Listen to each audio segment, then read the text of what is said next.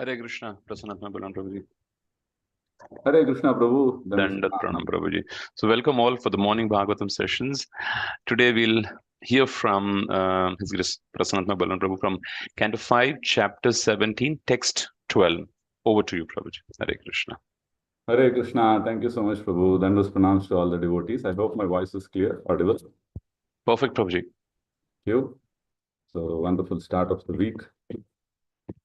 We are all here for the Bhagavatam Sevaya, so we'll get started. Om Namo Bhagavate Vasudevaya. Om Namo Bhagavate Vasudevaya. Om Namo Bhagavate Vasudevaya. Narayanam Namaskritya Naram Chaiva Narotamam Devim Saraswatim Vyasam Tato Jaya Mudirayet Nashta Prayeshu Abhadreshu Nityam Bhagavata Sevaya Bhagavati Utama Shloke Bhaktir Bhavati Naishtaki Mukam Karoti Vachalam Pangum Langayate Girim Yat Kripatam Maham Vande Shri Guru Dinatarinam Paramananda Madhavam Shri Chaitanya Ishwaram. Hare Krishna. Prabhuji, you want me to share the screen, the shloka? I can do it. No problem. Thank you, Prabhu. Okay. Okay.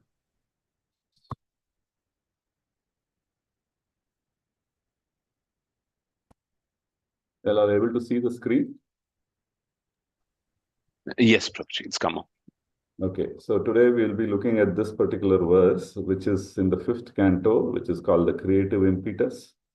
In the chapter 17, which is called the Descent of the River Ganges. So we were seeing verses on the significance or the glories of River Ganges. So that is the chapter. And today we'll be looking at verse 12, or I can say prose 12. So just try to read this. Eshu Purushanam Ayuta Purushayur Varshanam Deva Kalpanam Naghayuta Prananam Vajra Samhanana Phalavayo Moda Pramudita Mahashaurata Mituna Vyavayapavargha Varshadrithaika Garbha Kalatranam Tatra tu Treta Yuga Samaha Kalo Vartate. So that's the verse that we look at. So we'll just look at the word-to-word meaning. So reading this, I could not even understand one word. So we'll try to read the word-to-word meaning. Ishu, in these 8 varshas or tracts of land, Purushanam, of all the men, Ayuta, 10,000, Purusha, by the measure of men, Ayuhu Varshanam, of those whose years of life, Deva Kalpanam, who are like the demigods, Naga Ayuta Prananam, having the strength of 10,000 elephants, Vajra Samhanana, by bodies as solid as thunderbolts, Bala, by bodily strength, Vayaha, by youth, Moda, by abundant sense enjoyment, Pramudita, being excited, Mahashaurata, a great deal of sensual, Mituna, combination of man and woman, Vyavaya Pavarga, at the end of their period of sexual enjoyment, Varsha, in the last year, Dhrita Eka Garbha, who conceive one child, Kalatranam, of those who have wives, Tatra, there, too, but Treta Yuga Samaha, exactly like the Treta Yuga, where there is no tribulation. Kalaha, time, Vartate, exists. So we look at the translation and then the purport. So both translation and purport by Srila Prabhupada. Prabhupada ki jai. In these 8 varshas or tracts of land, human beings lived 10,000 years according to earthly calculations. All the inhabitants are almost like demigods. They have the bodily strength of 10,000 elephants. Indeed, their bodies are as sturdy as thunderbolts. The youthful duration of their lives is very pleasing, and both men and women enjoy sexual union with great pleasure for a long time. After years of sensual pleasure, when a balance of 1 year of life remains, the wife conceives a child. Thus, the standard of pleasure for the residents of these heavenly regions is exactly like that of the human beings who lived during Treta Yuga. Perfect. So Prabhupada is saying there are 4 yugas: Satya Yuga, Treta Yuga, Dwapara Yuga, and Kali Yuga. During the first yuga, Satya Yuga, people were very pious. Everyone practiced the mystic yoga system for spiritual understanding and realization of God. Because everyone was always absorbed in samadhi, no one was interested in material sense enjoyment. During Treta Yuga, people enjoyed sense pleasure without tribulations. Material miseries began in Dwapara Yuga, but they were not very stringent. Stringent material miseries really began from the advent of Kali Yuga. Another point in this verse is that in all 8 of these heavenly varshas, although men and women enjoy sex pleasure, there is no pregnancy. Pregnancy takes place only in lower grade life. For example, animals like dogs and hogs become pregnant twice a year, and each time they beget at least half a dozen offspring. Even lower species of life, such as snakes, give birth to hundreds of youngs at one time. This verse informs us that in grades of life higher than ours, pregnancy occurs once in a lifetime. People still have sex life, but there is no pregnancy. In the spiritual world, people are not uh, very attracted to sex life due to their exalted devotional attitude. Practically speaking, there is no sex life in the spiritual world. But even if sometimes it does occur, there is no pregnancy at all. On the planet Earth, however, human beings do become pregnant, although the tendency is to avoid having children. In this sinful age of Kali, people have even taken to the process of killing the child in the womb. This is the most degraded practice. It can only perpetuate the miserable material conditions of those who perform it. Om Ajnanatimirandasya Jnananjana Shalakaya Chakshur Unmilitam Yena Tasmai Shri Gurave Namaha Shri Chaitanya Manobhishtam Stapitam Yena Bhutale Swayam Rupa Kadamahyam Dadati Swapadantikam Nama Om Vishnupadaya Krishna Prestaya Bhutale Srimati Bhakti Vedanta Swami Niti Namine Namaste Saraswate Deve Gauravani Pracharine Nirvishesha Shunyavadi Paschayata Deshatarine Jai Shri Krishna Chaitanya Prabhu Nityananda Shri Advaita Gadadara Shri Vasadi Gaur Bhakta Vrinda Hare Krishna, Krishna Krishna, Hare Hare, Hare Rama, Rama Rama, Hare Hare.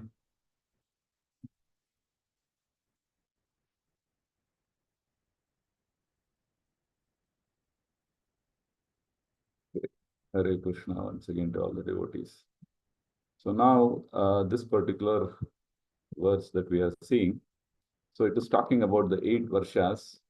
In these 8 varshas or tracts of land, human beings live 10,000 years according to earthly calculations. All the inhabitants are almost like demigods. They have the bodily strength of 10,000 elephants. Indeed, their bodies are as sturdy as thunderbolts. The youthful duration of their life is very pleasing, and both men and women enjoy sexual union with great pleasure for a long time. After years of sensual pleasure, when a balance of 1 year of life remains, the wife conceives a child. Thus, the standard of pleasure for the residents of these heavenly regions is exactly like that of human beings who lived in Treta Yuga. Hare Krishna, I'm just seeking the blessings of all the Vaishnavas, Vaishnavis, all seniors who are present here. So kindly bless me so that I'll be able to do some justice to this wonderful verse. This is for the pleasure of the lordships. and as a service to the Guru Parampara and for my own purification. Hare Krishna. See, actually, we are looking at the chapters that we are currently dealing with. There are many things that are beyond our imagination, beyond um, mm, our what our mind can comprehend. So there are fantastic descriptions are given.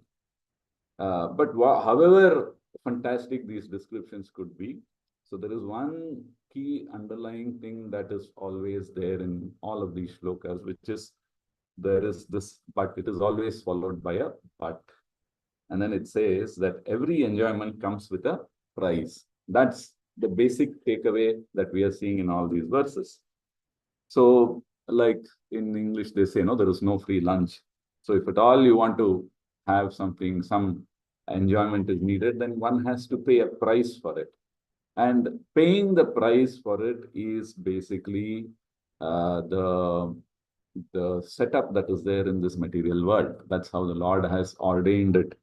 So the only takeaway that is there remaining for us is that it is still a place of misery. Now we spoke of the 8 tracks of the Varshas. We had great difficulty in trying to understand that. At least I had a lot of difficulty. The Bhumandala, and then the description of the material world or the creation, not just the world, the entire creation. So there are so many things that we were, at least I was not able to comprehend. So there are 2 words that come to my mind. One is incomprehensible and then inconceivable. See that, like, somebody has conceived it, that's the Lord. So we don't have the capability to conceive something of such magnitude and such fine details and so on and so forth with so many variety, etc., etc., etc. So that is not there. And when somebody is describing this particular conception or the creation, then the understanding is also not there. We're not able to comprehend it. We are like flabbergasted. I said, oh my God, how is this possible? Because our tiny brain, Prabhupada says, right? So we have this small brain and then we'd want to understand everything through that.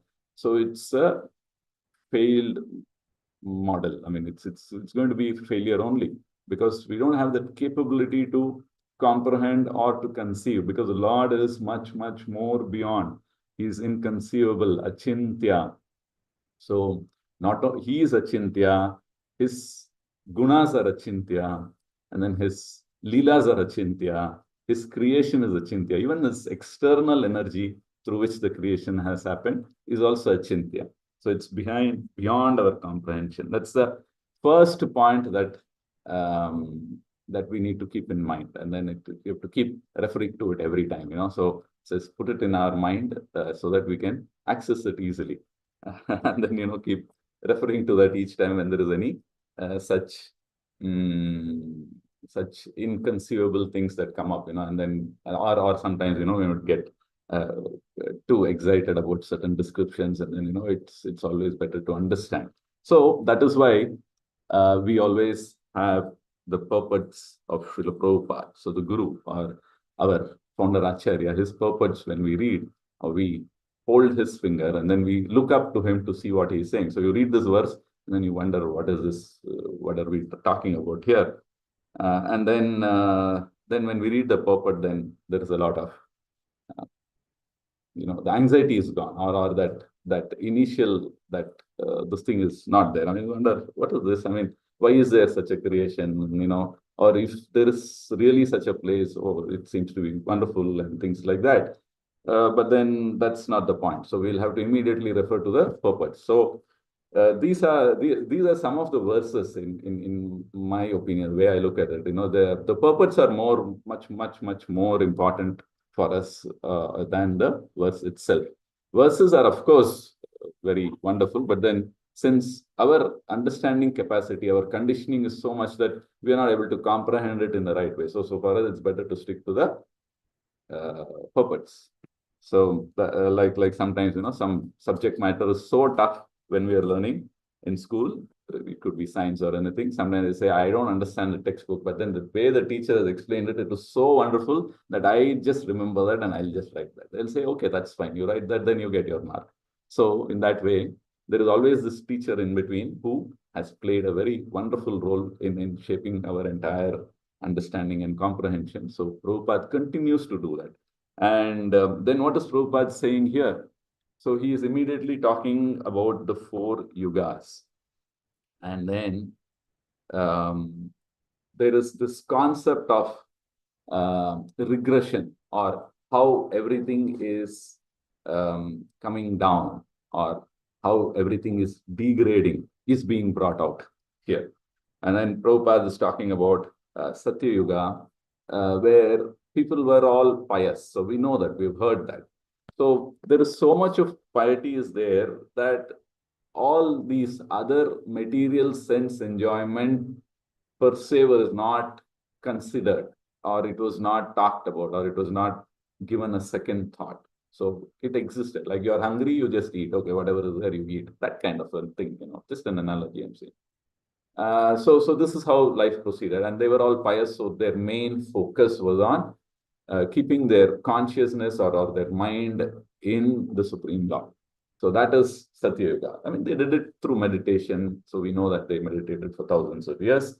So maybe it's not the best process now, but then there was a process that existed then, which was recommended for them, and they did that effortlessly. So that's how they were able to do it for thousands of years. So otherwise, that's another incomprehensible fact for us. Like, how can somebody meditate for so many years? How can they live without food and water for so many days and things like that? So that's the thing in Satya Yuga. That's the quality or the nature of Satya Yuga. Then after that, then we know that after passage of time, then the onset of Treta Yuga. So Treta Yuga, here it is said that the sense gratification begins.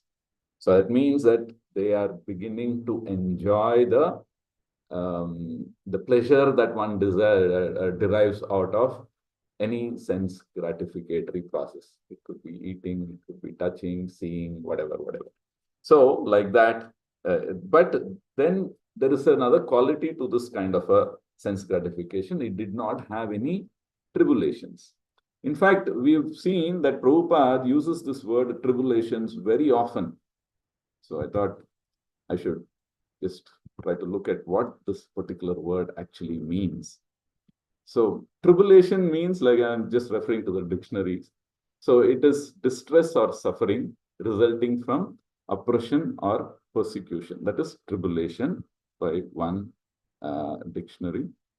Then there is also this word appears in the Bible also. So anyway, we'll not look at that. So it has a similar meaning. And tribulation actually refers to the suffering or the difficulties that you experience in a particular situation, like the trials and tribulations of everyday life. So the synonyms are trouble, care, suffering. So tribulation means suffering, or it can also mean the cause for suffering. So it is taken collectively like that. So with that understanding, then we can see how the material life is full of tribulations, number one.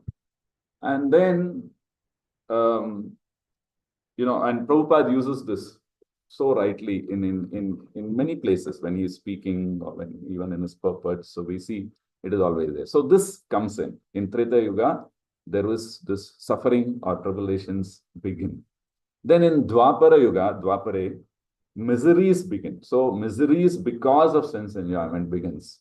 And then in Kali Yuga, of course, it increases in size. So it keeps on increasing. So this is how we see there is a degradation of anything and everything in this material creation. So this is called as the law of regression. Everything regrets, the entropy, like if you have to understand this in a simple way, the nature of water or liquid is to flow to the lowest point. So we have seen that, right? In science, they teach us. Or even practical example, you put water on the floor, wherever there is slope, it will go there. Automatically, you don't have to do anything. So like that, the nature of this material creation is that it will degrade over a period of time. So now there is another important aspect that I just mentioned. What is it? it is called time.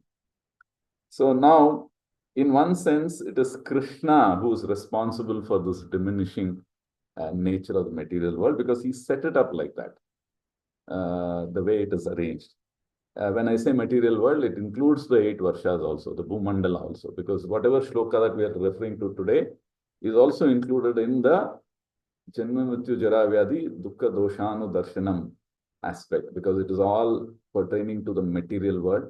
And then we saw the description of material world, and then we are seeing the setup of the material world, the arrangement of the material world, and we are also seeing how whatever be the arrangement, however fine it is still a place of misery. So now Prabhupada is also saying how this regression happens in a very wonderful way. He says a very gross example. Sometimes you might feel, why is it taking such a harsh example? Say a child which is being born, it's a happy occasion, but then he says the death of the child has already started. So generally you don't talk about death and child, right? I mean, you think, oh my God, this is like something that we don't refer to. But Prabhupada doesn't mince his words there, because he wants to bring out that essence of how everybody is moving towards death. So he says a child that is born now. So as every moment is passing by, it is moving closer and closer to death. So then what about all of us who have already put in 40, 50, 60, or whatever years that we have all put in this material world? So we're all that many steps closer to death. And it is, and we are progressing there. It's not like I can stop walking, I'll just stop here. No, because the time is such that it'll take us there. So this is one thing that we need to remember. And then if you look at all the purports that Prabhupada is writing, most of the purports, it always harps on this particular thing, which is about the impermanence of this material world. Sometimes it will look like, oh, in this look also they are saying the same thing. In that also they are saying the same thing.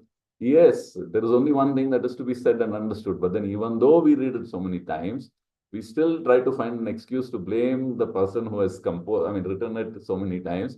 But then we don't realize that it is so important that I need to read it so many times, or much, much more times than what is mentioned here, because of our conditioning. Because each time we read, we accept, we are okay with it, but then the material conditioning takes over, and then we tend to forget, or it becomes minimized, or that importance diminishes. So we can see that practically, like at least for me, every day in the class, and then we are charged up, and then we say, oh, for today, it's so wonderful, nice. And then we know what to do. Oh, it has been there, so wonderfully we discuss, so we know what to do. But then by 1 hour, 2 hour, then slowly that effect is diminishing. That wow feeling diminishes. So that's how the material world is. So we have to again keep on hearing. And then every conversation, every verse, Prabhupada always connects. That's why I said sometimes the purpose become more important, even though it is repetitive, but then it becomes very important for us, because it helps us to balance our minds, especially when we read such incomprehensible or inconceivable shlokas. I mean, inconceivable and incomprehensible for our minds, for my mind, like that. Because verses by themselves are wonderful, but then we don't understand. So this is how it is. I mean, there's one particular room conversation that Prabhupada was having, which was so wonderful. I thought I'd just share that here. So Prabhupada is actually having a room conversation, just for our records. I'll just say it was happening in Honolulu. That was 1975, July 14th. So where he is speaking with some of the devotees. So they were referring to some advertisement, I think. So Prabhupada is saying, so you see these advertisements on the road, the telephone company, is calling them the telephone company. So it says, I believe that advertisement said, if you've got any problem, do not hesitate to call. So now Prabhupada is taking that reference and he's saying, so what is the problem? What is your problem? He's asking. So you cannot say anyone what your problem is. You try to say everything else other than your real problems. So, and for a common man, what is the problem? And then, of course, it is for devotees also, Prabhupada is saying. And he says that it is, one of them say it is death. Then Prabhupada says, it is death, birth, death, old age, and disease. So like that, Prabhupada is bringing out that aspect of Janma Mrityu Jara Vyadhi. And then he says, death actually is such a thing that nobody wants to die. That's a fact. So, but then everybody knows that it is not applicable for them. We have that wonderful conversation with Yudhishthira and the Yaksha, where he says, which is the most astonishing fact, he says that ahani, ahani, like every day a person is seeing death, but then they think or they plan in such a way that there is no death. Even a 70, 80-year-old will still make some 5-year, 10-year plan, investment, this, that, in 2 decades, this will be like that and all that. So it looks so funny and foolish. And then that's with respect to the common man. Now, can we conclude that an intelligent person, a learned person is any better? No. So an intelligent, learned person who's supposed to have dwelt on many things, who has a better understanding of things, he gets into creating things for humanity. So he thinks he's doing a wonderful job. So then that is the scientists and other people that we are talking about. They also end up manufacturing medicines. They'll say that we will prevent death. So what are they working on? They're working on things that they shouldn't actually be working on. So they want to stop death, they want to stop old age, and so on and so forth. It might give a temporary relief, but we're missing out that whole aspect. It's like a band-aid treatment without trying to address the cause, because there is always this repetition that will keep on happening, which is of birth and death and birth and death. It's a cycle. So there is no solution. So your big hospitals, your entire government of all the medicines, everything, a sigma, the sum total of all of that is not helping us in birth and death. It might help in probably disease. They might become well, but that's a very temporary solution. So we are still in asat. We just say asatoma satgamaya. I am in asat, take me to sat. But that is just lip service. So we don't know what is sat and what is asat, or what is mrityu and what is amrita, that is eternity, or we don't know what is darkness and what is light. Jyotir and Jyotirgamaya, right? Tamas and Jyoti, we don't know. But then we keep singing. So like that, Prabhupada is bringing out this aspect, and then he says, you try to understand what is problem. Otherwise, you can have many facilities, and then you might bluff yourself that this is the solution, but the problem still remains. And he says, this is our challenge, Prabhupada is saying. And then he says, it's not a challenge, it's a fact. They can challenge whatever they like, but these problems remain. So this telephone company is giving us information, but then it is all nothing. So he's trying to bring on. And then he talks about Janma Mrityu Jara Vyadi, which is Dukkha Doshan Udarshanam, and he brings out the Bhagavad Gita shloka 13.9, where he talks about how we need to purify or keep our consciousness on these always. Otherwise, our consciousness is always on how to materially solve problems, which is not going to take us anywhere. And why that is so? Because you have another shloka which is sitting, which is mentioned that where Krishna is taking care of it, because he is time and then he is also death. He says, Mrityu Sarva Haraschaham. So I am death, all devouring death. Krishna says, what is that shloka? I'm just reading that. Mrityu, this is 10.34. Mrityu Sarva Haraschaham Udbhavascha Bhavishyatham Krithi Shrishirvakcha Narinam. Okay, that's about the qualities of the women. But these first two sentences talk about the death. So what he says there is, I am all devouring death, and I am the generating principle of all that is yet to be. So both these things Krishna is saying, creation as well as annihilation. And of course, among women, I am fame, fortune, but that's another discussion. So anyway, now when Krishna is also time, we know that. So he says, where does he say? He says in the 11th chapter, 32 verse, he says, Shri Bhagavan Vacha, Khalo asmin lokakshaya krit pravruddho. So, and then Lokan Samahartam Iha Pravrutaha Rite, that means except you, Api Tvam, except you Pandavas, all of them are going to be destroyed. What does it mean? The Supreme Personality of Godhead said, time I am, the great destroyer of the worlds, and I have come here to destroy all people. With the exception of you, the Pandavas, all the soldiers here on both sides will be vanquished or slain. This is like a prophetic verse where he is saying, what is the outcome of this particular war? and then what is going to happen. So Krishna is saying that he's a topmost astrologer also, you can say. I mean, even when you see that Vishwarupa Darshana, this is where it comes, right? The 11th chapter. So where Arjuna is actually seeing the present, the past, and the future. How can somebody see all the three together in one shot, in one scene, everything happening? So it's again a little incomprehensible. But then Arjuna saw that and Krishna was showing it to him. Krishna gave him that intelligence or the divya drishti to see it. And then Arjuna saw it. So like that, the mercy of the Lord is needed for us to understand any further. And we always have this mercy. So every verse, every purport, we need this divya drishti, and that is being given by Prabhupada. And that's what we are trying to understand, appreciate, and then just stick to that rather than get overwhelmed or awed by certain descriptions in the Srimad Bhagavatam, So here, Prabhupada is talking about death, and then he says that all of them were finished. He gives an example of great personalities. You take Hitler, Churchill, Gandhi, Nehru. Everyone tries. Lenin tried to solve some problems, but they all had to bow down before death, and they have to accept defeat. So people may say that even Krishna consciousness movement will also not solve all the problems of everyone. But that is not the fact Prabhupada is saying. So it brings out the aspect of Krishna consciousness. He says the fact is that whoever will take to it seriously, his problems will be solved. So if everyone takes to it seriously, then everyone's problems will be solved. Here, what is happening? Everyone is not taking it seriously. Only some of them take it. So it still looks like the problem is still there. So that Tyaktya Deham Punarjanma Naiti Mameti So Arjuna.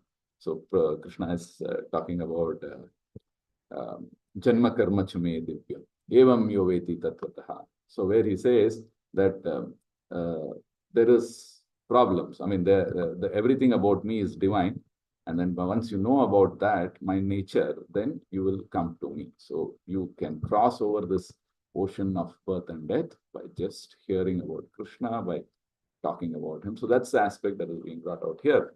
And then Prabhupada says, we are writing so many books, and then so many verses, our transliterations are happening, word-to-word meanings. All this is not for selling. It is for us, for the devotees to understand. And that's the whole point. And that's what so he says that if you study one shloka at a time, every shloka, and then try to understand it from the perspective that is given in the purport, then what is the difficulty? There is no difficulty. So like this, Prabhupada is saying. But then, we are always engaged in something else, and that is why we find it difficult. And what are we engaged in? We are always, instead of sufficiently engaging ourselves with Krishna, which is in terms of reading, distributing, chanting, sankirtan, etc., etc., all those things are given. But then we have reduced our spiritual life also to eating, sleeping, and mating. We reduce everything. Whatever spiritual is given to us, we materialize it. We look at it from the perspective of just eating, sleeping. Prasadam, yes, but then we don't honor Prasadam as an example, I'm saying. Generally, not all of us. So we don't honor it in the way that it has to be honored, but we honor it in a way that it is gratifying my senses. Oh, it is so wonderful. I'll have this, I will not have that. We make choices, we make mistakes. Prasadam is prasadam, however it is. Even though our tongue is refusing to accept because the taste is not there, but then our mind and our intelligence should accept it, and then we have to honor it with the due respect it is needed, without uttering things which are not to be uttered in terms of trying to make a choice, judge, etc., etc. And then take it as a nourishment, spiritual nourishment for us rather than a bodily need. But we look at it as a bodily need. That's it. So like that, we try to materialize everything, and that is a defect in us which we need to be aware of. That's what Prabhupada is saying. So if you reduce eating, sleeping, mating to materialistic activities, then nothing can be done. So we are actually increasing our animal propensity. The animal part of us, we are trying to develop rather than trying to develop the the dormant spiritual consciousness or Krishna consciousness. So, and this is only possible in human life. We know that. So our intelligence lies in trying to develop this, but we are misusing. So modern civilization is giving us the facility to develop the animal part of us, how to sleep better, how to eat better, how to enjoy better, and so on and so forth. Just like he's giving that example of a beach boy in the conversation. He says, this beach boy and the girl, they are lying in an open place, embracing one another. That is animal part of life. Just like dog, they have no shame for sex on the streets. So we know how animals are. The human life is not meant for that. We have got also sex life, but it's not like that. So in this way, Prabhupada is trying to differentiate the human mind and the consciousness and trying to pull us up to that material, to the spiritual level, even though we have the propensity to flow into the material consciousness. So he's saying John Lennon is standing naked. So they think that is advancement of civilization, to increase the animal part of it. That is the defect of the modern world. In spite of nice arrangements for education or comfortable life, the tendency is to increase the animal part. And what are we seeing in the shloka also? It is the same thing. They have bodies which are so strong, 10,000 elephants and Vajra, Thunderbolt, and ever youthful, long life, etc., etc. But then it is being utilized for a pleasure which is very temporary. And that's the aspect that is coming out, or in the purport it is coming out. So this is what we are seeing. We're just trying to increase the animal propensity. So there is no wow in all these material world. That's the whole point.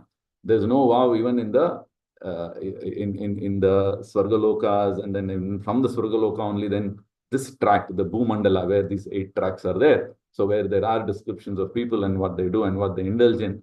So this is not something that has to astonish somebody. It has to make us more careful that, oh, there are so many pitfalls. Padam, padam, vipadam. So we know that. So every step, there is a danger. In fact, we say there is danger even when we are doing spiritual activity. So we're reading verses of the Srimad Bhagavatam will again make us get into thoughts which are actually an aparad, or what's that? Making offenses, no? So like it's not those big offenses of disrespecting or not doing or not paying obeisances. No, those are all very minor things, but major aparads happen in the mind. And then how does these aparads happen? So the fall down happens in the mind. We know that, right? So even when we are reading, so that padam, padam, vipadam, what I was referring to, even when we read Srimad Bhagavatam, there is danger of fall down that can happen. It can happen anywhere. Prabhupada used to say, you might, don't read the 10th canto because fall down will happen there, because we think of those descriptions there, and then we might conclude something wrong and then make a serious offense to Krishna and then thereby fall down. But actually, in every pages of Bhagavatam also we can fall down. So because especially in these things, how? There are many ways in which we can fall down. So firstly, we might reject it, like how sometimes our mind tends to reject certain things when we are not able to comprehend it, like those descriptions of the material world and all that, which is again an aparat. So that's one thing. And then secondly, we might conclude or we might judge very quickly. So that is also a kind of fall down, right? We've not understood fully, but we just come to our own conclusions, our own judgments. So that is a fall down. So we might just conclude in a different way and then say that, oh, okay, it must be like this and all that. This is also not okay. The Prabhupada says, somebody said, one of the devotees, when he was explaining the spiritual world, but Prabhupada, I cannot understand, because Prabhupada was talking about absence of time and distance, and then she was not able to understand. Anybody could not understand. So Prabhupada said, I didn't ask you to understand. I just said, listen. And then he said, just keep listening. You don't understand, it's all right. So like that, that's Prabhupada was actually preventing people from making that aparat. And then fantasizing, trying to see, oh, like now a material scientist read this, then this particular verse, he or she might conclude, oh, we can have bodies made of thunderbolts. So let me work on that. Let's see how we can make our bodies like steel. I'll add some chemicals, some research I will do, and then do that. So his intelligence is being used for such foolish activities, which is not going to gain and give any much great credit.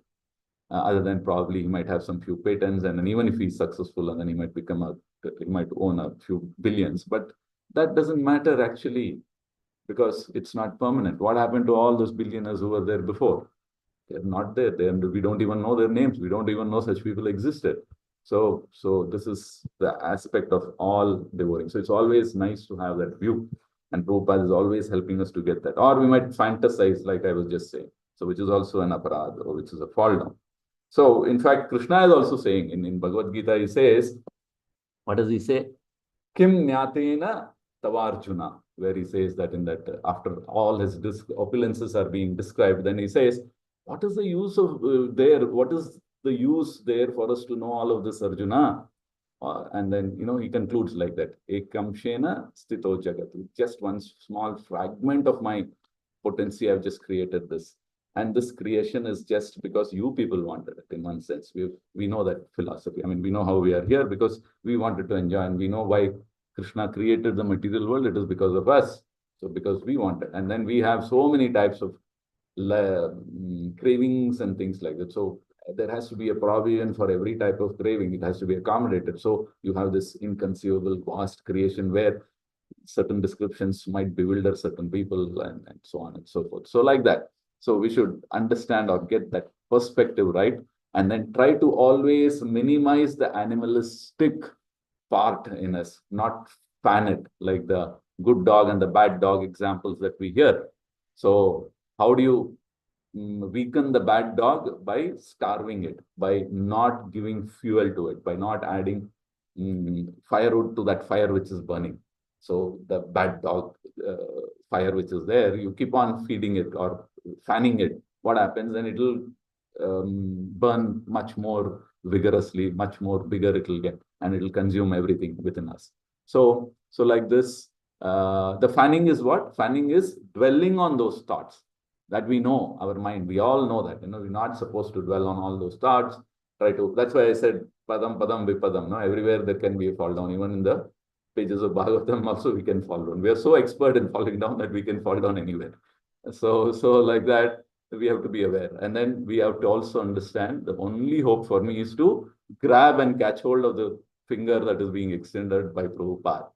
Hold on to it like a child that holds on to the elder the moment it is losing balance, so you have to keep on holding and then walk, then we are safe. So Prabhupada has ensured that we don't unnecessarily get into this kind of slippages that keep happening in our journey, So that's very important. And then,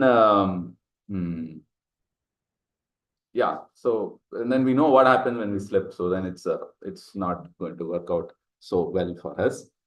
So this propensity also actually Prabhupada explains why this happens. So he actually tells in a very nice way. I'll just try to cover that. Where he says that if our mentality is kept in the animalistic zone, and then, we are just becoming, then it's not very good for us. But then there is hope for such kind of people with that kind of mentality also. This is talking about everybody. He says you can actually make the effort to keep yourself engaged in Krishna. So he is giving us an option actually. So, and then he says that how you can engage in Krishna and then you can become purified. So now engagement in Krishna is like, we know what is engagement, right? I mean, a boy gets engaged to a girl or a girl gets engaged to a boy. So what is that engagement ceremony? So after that, then the girl is always thinking of him, the person whom she is going to marry, or even vice versa. The boy is always thinking of her. So what are those thoughts like? What he might be doing now, or what is he eating? What does he like to eat?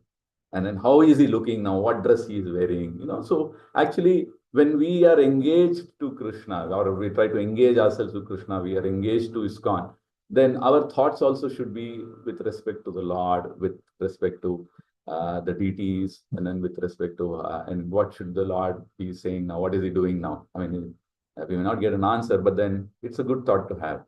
What's the Lord doing right now? That kind of a thing. And then the person, so Prabhupada actually did a wonderful thing by personalization of the Supreme Lord. So it is so wonderful for us. We don't realize. We think it is very trivial, but then no, it has got so much benefits because we can think of the Lord. When we close our eyes, you have to think of the Lord. The image of the Lord comes up, the Vigraha, which is close to our heart, and then we see the Lord. And then we are able to relate to the Lord. And then, oh, today the Lord ships were wearing this color. So wonderful they look. Conversations can happen around that. This color would be even better. So we find when people come to the temple, they talk about all this. This is better, that is better. Maybe this dress is more suitable. That's all right. We are not trying to lessen the beauty of the Lord, but then we are having a conversation around that. And then that conversation is Tushyanti cha Ramayanti cha. So there is some pleasure there. It is definitely better than the animalistic, trying to fan the animalistic nature, So this Krishna consciousness or engaging with Krishna or with our consciousness is such that we do it. Otherwise, we end up becoming very foolish. Like I just said of that somebody, scientist who wants to make it Vajra kind of a body and then putting his energy into that. No. Or there was another, Prabhupada uses this example. He says there is somebody who wanted these monkey organs because he could enjoy sex pleasure that much more. Somewhere he read that animals or monkeys have a very great potency, so he wanted that. So he thought, I should transplant some organs of the monkey into me so that I can have that same animal. Look at the intelligence of such people, it looks foolish and funny, but then that's how they are so much convinced and then they want to do it because their consciousness is at the animal level and we'll have to raise above that. So this is what I was just wanted to say. And then he says that the opportunity is existing for all of us to raise our consciousness. And he says that if you come to the temple, then everything is solved. Then he says, Prabhupada says, it is just like the hospital.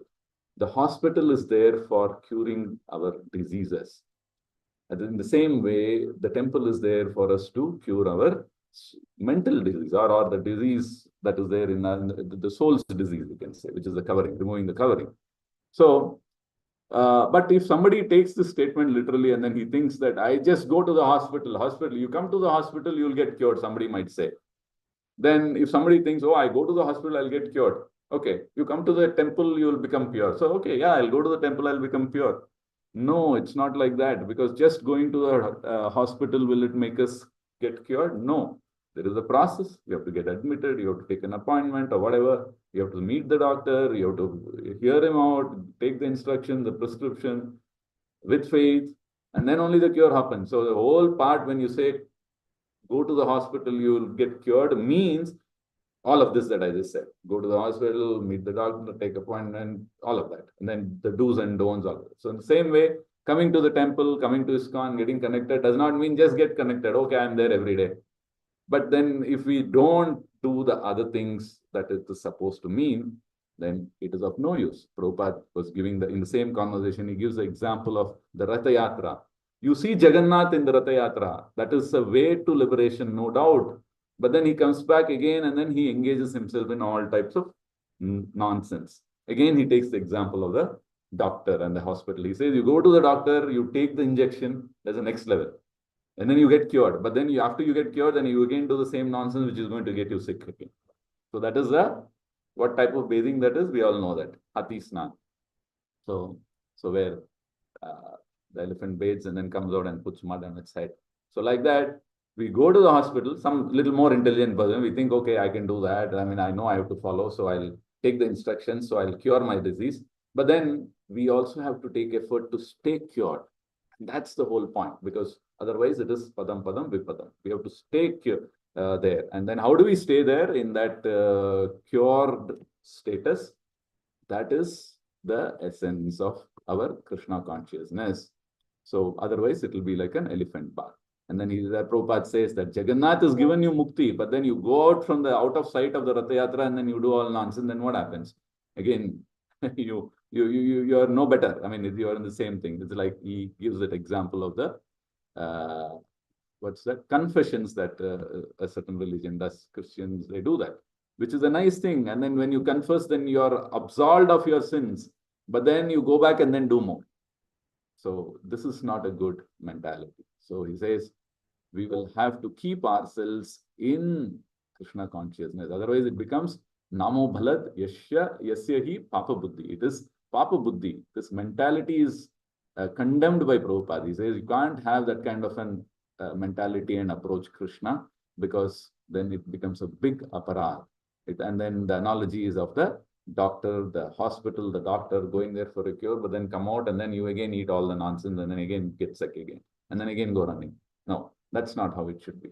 We should have faith and we should be serious. Prabhupada brings out the aspect of being serious and not get wavered by or enamored by things that we see around the material world, and also description that we might occasionally see in certain chapters of Srimad Bhagavatam, but always depend on Srila Prabhupada and then proceed with our seriousness, in all seriousness. That's what we say, like this seriousness, we have to sing Yasya Prasadat Bhagavat Prasado. So every day we keep singing that. So we know we should understand the mercy of the Guru. But we don't do that because we materialize the Guru also. We don't give him the proper stature. We think he is also like me, like another human being. So that's another aparat again, right?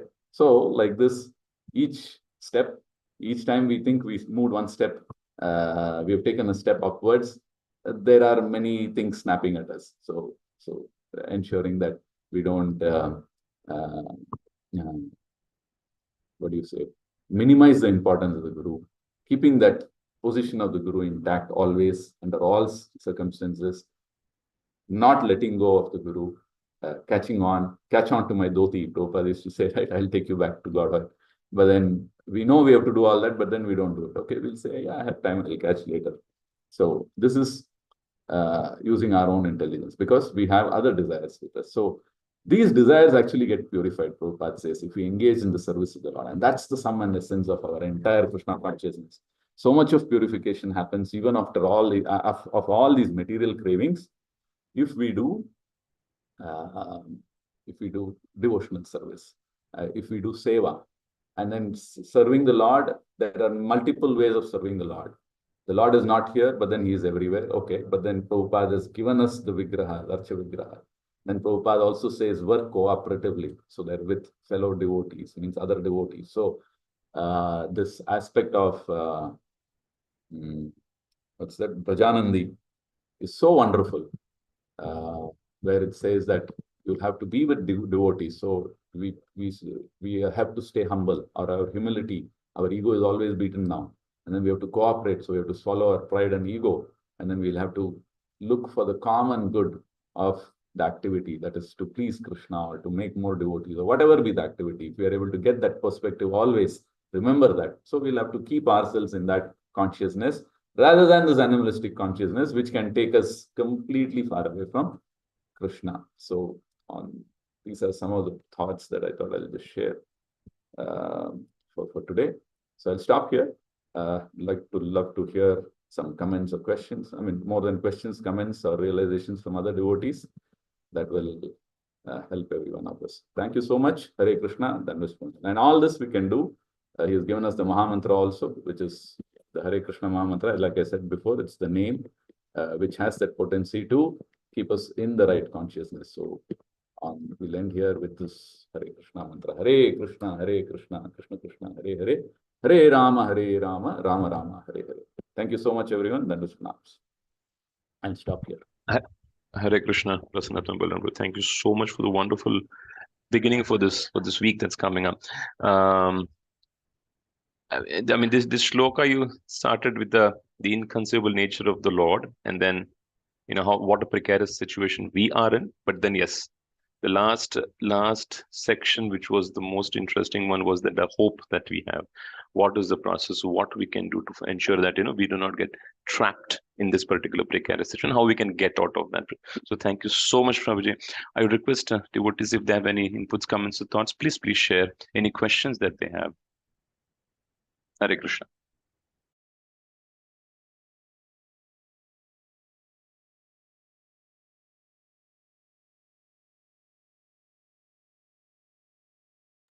Hare Krishna, Prabhu. Dandavat Pranam, Prabhu. Hare Thanks Krishna. for the wonderful class, Prabhu. Prabhu, you are explaining about in the purport what is given in this Asha, whatever place you are talking, it's in the material world, and then the sexual life, everything is so different from what is happening in our Buloka. So, Prabhu?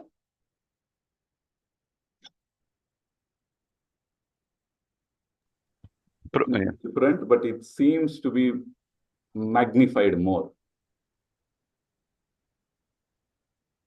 Okay. It is magnified more to a great extent. Everything we have heard that, no? In other worlds, it gets magnified. Like you have a certain level of pleasure in doing a certain activity here, which is sense gratificatory. Let us call it as X, that amount, which is the pleasure that you get. In another world, in another environment, in another loka, that are higher, in the material world only, it is magnified 10 times, 10 times, 10 times, they say, right? So like that, like example is like you eat a gulab jamun, the sweetness, and then the relishment is X. You have a gulab jamun in the material in the higher planet, it is 10 times more. So like that. So sense gratification goes up. Also. The sense gratification goes up, no problem. It goes up. There is provision for all of that. The only thing is the pitfall is we should not get enamored by that or think too much about it, because we should always understand the impermanence of the whole thing. So again, back to our basics, always keeping our mind in Krishna, and then, Asat and Sat and all of that. So I don't want that. Even though it is fine, I don't want that kind of a thing. So this is like the Maya Shakti is just pulling us towards her, but we have to win her by surrendering to Lord Krishna. Yeah. This time we will not use our effort. We will depend more and more on Krishna. Each time it becomes, the going gets tougher and tougher. We will depend more on Krishna, so that then finally the realization happens that, oh, okay, this is all a waste. And then it doesn't affect us so much. Even though you might see it or hear it, and then, that's okay. And then more like that. Thank you, Prabhu. Hare Krishna. Thank you. Prabhuji, Hare Krishna. While you're giving the class, I was just thinking, is there a way we can fast track the way that this enjoying mentality in this world that we have? So is there a way we can fast track to override all these things? I was just thinking whether there is a way to do that. Prabhupada has given us the fastest method. He has given us the lift, which will take us to the 100th floor. He says you don't have to go floor by floor, see all the things that are there, get enamored, lose your purpose and direction, and then get confused and stay off there. No, don't take that slow way. And that is what, as human beings, we are doing. I mean, as entities, living entities, we have come to this material world. We are put in that pace, that slow pace only. Janma, Bhunam, Janmanam, Ante, Jnanavan, Mam, Prapadante. All of that is applicable for the regular thing. But Chaitanya Mahaprabhu's movement, Prabhupada's mercy, the whole parampara that is there, they are putting us on a fast track. This is the shortest period. Like in one, Prabhupada, no, he said, no, how long does it take to get self-realized? Prabhupada said, 1 moment, something like that he said, So in 1 second, you can get liberated. And that is by just, doing bhakti. That's it. You just think of Krishna and then surrender. That's it over. Then you're there. So this is the fastest thing available to us, given that we are at the last, we are at the farthest place. So from there we can get on. Isn't it true? Yes, Prabhuji. Yes. Thank you, Prabhuji. Hare Krishna, Prabhu. Dhanavad pranams. Hare Krishna. Thank you for the wonderful class. On this topic, it also says utsahat nishya dhairya. So have the patience as well. So how do we put that patience and I want to make it happen now? A different stage of life is different things, but how do I balance it out? How to be patient as well as how to do it fast. So Prabhu, patience come from confidence or faith.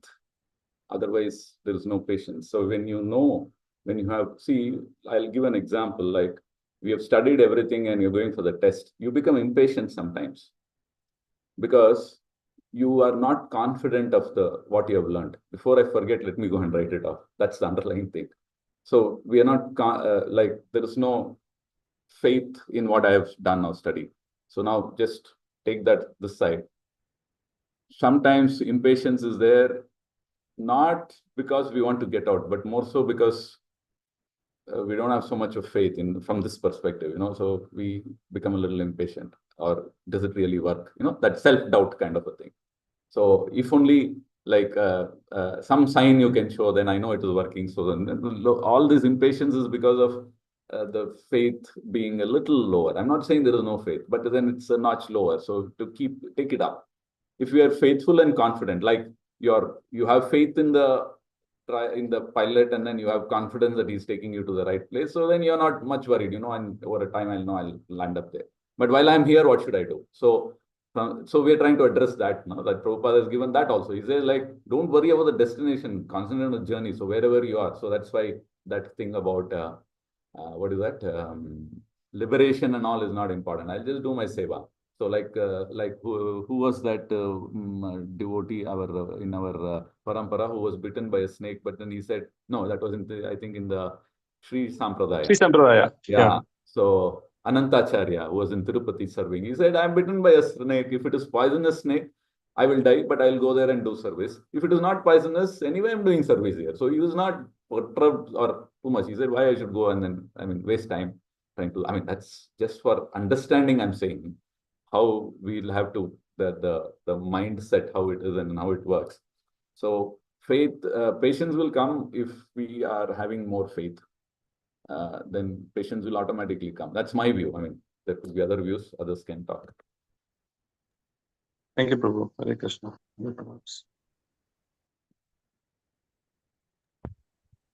Thank you, Prabhuji. Any other inputs, comments, or thoughts, or questions? Anybody?